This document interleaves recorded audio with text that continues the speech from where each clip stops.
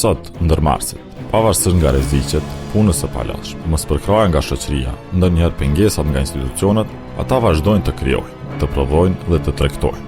Pa ta asgjë nuk do të ishte si është sot. Ata janë heronjtë e së sotmes.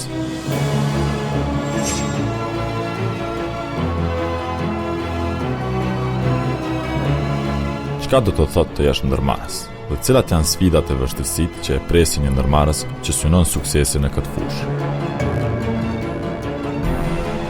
Suksesi është një kategori shumë e rëndësishme dhe e dëshirueshme në biznes, por në të njëjtën kohë është shumë misterioze. Çka e bën një ndërmarrës të jetë i suksesshëm?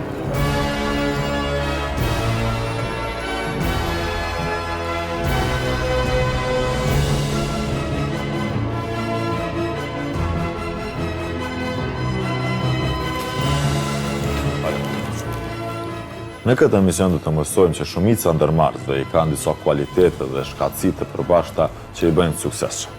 Cilat janë ato dhe a mund të mësohen? Apo është diçka e trashëguar kur të linë dhe është në gjendje?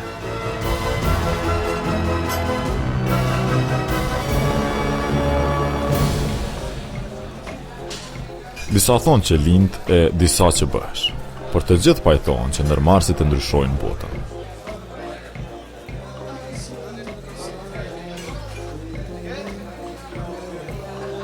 Të jesh ndërmarrës është privilegj, por për të qenë ndërmarrës i suksesshëm duhet të kesh vullnet, disiplinë dhe përkushtim.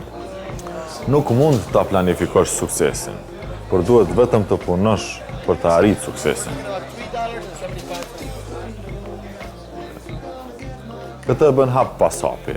Vrapo nëse duhet, ec nëse ka nevojë, zvarritu nëse mundesh, por asnjëherë mos u ndal. Në misionet 7 ditë po ashtu do të tregojmë se si krijohet kompania dhe do të shihni se nuk është lehtë të jesh ndërmarrës. Do t'i prezantojmë shumë ndërmarrës të Kosovës, sepse secili nga ata e ka një tregim suksesi për ta rrëfyer dhe ndarmet e tjerë. Do të mundohemi të shpjegojmë se si duket suksesi dhe dështimi në biznes, dhe do të mësojmë nga më të mirët. Unë do të kaloj një periudhë me ta.